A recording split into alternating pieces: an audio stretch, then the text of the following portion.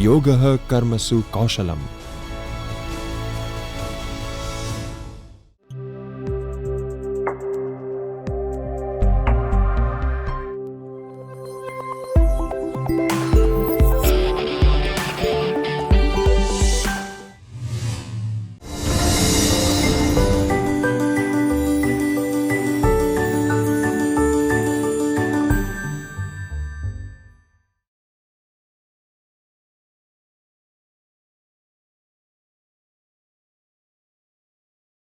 Communicative language teaching and its design. Some of the proposed general objectives of communicative language teaching approach discussed in the P4, and that are as following. The first one is an integrative and the content level, language as a means of expressions. Second one is a linguistic and instrumental level, a language as a semiotic system and object of learning. Third one is an affective level of intrapersonal relationship and conduct, and that is the language as a means of expressing values and judgment about oneself and others. The fourth one is a level of individual learning needs, and that is the remedial learning based on error or the analysis. Fifth one is a general educational level of extra linguistic goals, that is language learning within the school curriculum. The above objectives were offered to provide a guideline for teaching purpose. However, it is also important to consider the needs of the learners and planning curriculum accordingly. Talk about the syllabus. Designing syllabus was always a matter of center of discussions in the communicative language teaching approach. The first proposed model of syllabus was known as the notional syllabus offered by the Vikings in the year 1976. This model focused on some specific semantic and grammatical patterns along with the communicative functions to be learned and expressed. The Council of Europe played an important role in developing this syllabus, incorporating some social functions wherein the learners are supposed to use language creatively and practically. These functions were namely describing something, requesting information, expressing agreement and disagreement. In addition to this, functions required vocabulary and grammar components were selected. Soon this syllabus was criticized by the Vidocens for being too narrow and selecting only single kind of a list according to him. Only a very partial and imprecise descriptions of a certain semantic and pragmatic rules which are used for the references when the people interact. They tell us nothing about the procedures people employ in the applications of these rules when they are actually engaged in the communicative activity. If we are to adopt a communicative approach to teaching which makes as its primary purpose the development of the ability to do things with language, then it's discourse which must be at the center of our attention. Jack Richardson in this text Communicative Language Teaching today purpose two different types of the syllabus called, first one is a skill based syllabus and the second one is a functional syllabus, the skill based. The skill based syllabus focus on all the four basic language skills and their micro skills. For example, recognize keys words in the conversation, recognize the topic of a conversation, recognizing speakers, attitudes toward a topic, recognizing time reference of an utterance, following speech at different rates of speed, identifying keys information in the passage. And according to the functional syllabus, the learners expected to learn to use these functions in English. The list of the functions were like expressing likes and the dislikes, offering and accepting apologies, introducing someone and giving explanations, etc. A large range of situations were introduced and learners were to master these functions, keeping the functions in mind. Necessary vocabulary and grammar have been chosen and taught. Here we will talk about a task based on that. List out the advantages and the disadvantages of both the types of syllabus. Let's talk about the syllabus. Role of learners and the teachers. Role of the learners. The core role of a communicative language teaching approach is to develop the communicative skills of the learners. The language forms are the integrated part of the communications. According to Brain and Cadlin, the role of learners is as following. The role of learners as a negotiator between the self, the learning process and the object of learning emerges from and interact with the role of joint negotiator within the group and with the classroom procedures and activities which is the group undertakes. Implications for the learners is that he should contribute as much as he gain and thereby learn in an interdependent way. Role of a teacher. Many roles for the teachers have been assumed in communicative language teaching, but Brin and the Catlin defines the role as the following. The teacher has two main roles. The first role is to facilitate the communication process between all the participants in the classroom and between these participants and the various activities and the text. The second role is to act as an independent participant within the learning teaching group. The latter role is closely related to the objectives of the first role and arises from it. These roles imply a set of secondary roles for the teachers. First, as an organizer of resources and as a resources himself. Second, as a guide within the classroom procedure and activities.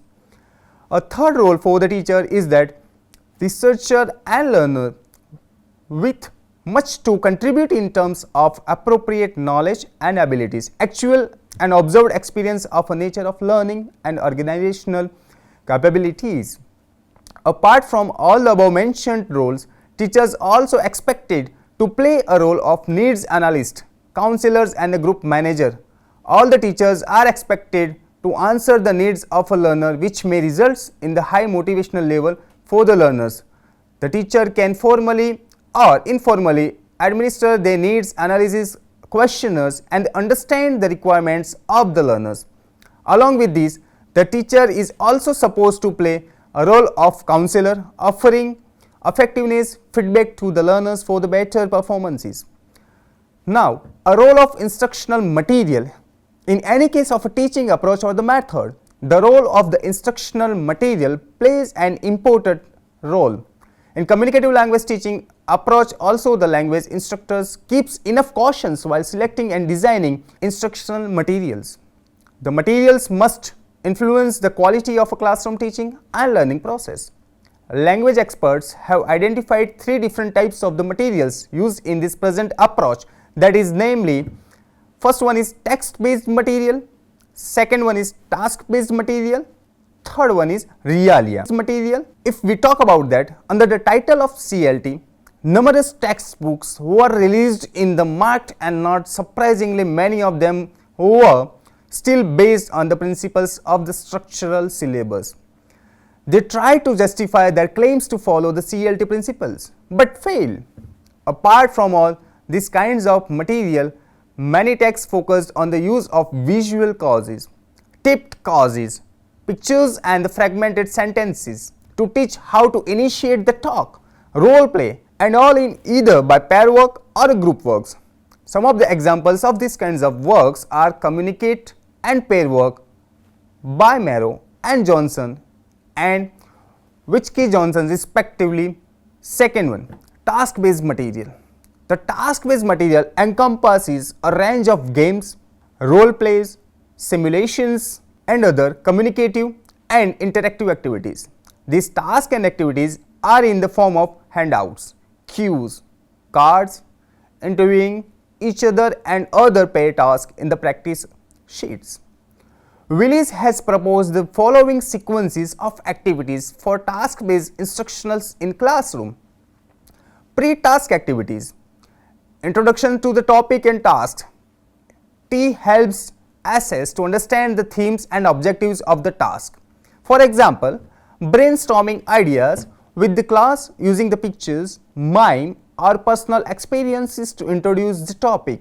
As may do a pre-task, for example, topic-based outward out the games. T may highlight useful words and phrases, but would not pre-teach new structures. Now the S can be given preparations time to think about how to do the task. S can hear a recording of a parallel task being done, so long as this does not give away the solutions to the problem. If the task is based on a text, S reads a part of it, the task cycle. task. The task is done by S in maybe a pair or the group and gives a chance to use whatever the language they already have to express themselves and say whatever they want to say. This may be in the response to reading a text or hearing a recording. He walks around the monitors, encouraging in a supportive way everyone's attempts at the communications in the target language.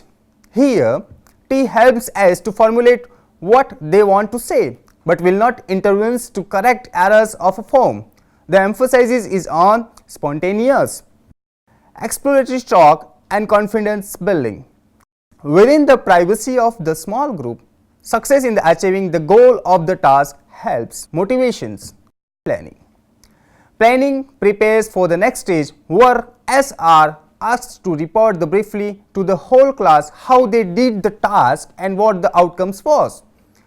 S draft and rehearse what they want to say or write. T goes around the advice student on the language, suggesting phrases and helping us to polish and correct the language. If the reports are in the writing, then T can encourage peers editing and use of dictionaries. The emphasis is on the clarity, organization and accuracy as appropriate for a public presentation. Individual students often take this chance to ask questions about the specific language items. Reports. T asks some peers to report briefly to the whole class so everyone can compare findings or being a survey. 3 must be a purpose for the others to listen, of course. Sometimes only 1 or 2 groups report in the full, other comments and add extra points the class may take notes. Teachers comments on the content of their reports, rephrase perhaps but gives no over public corrections. The language focuses on the analysis only here.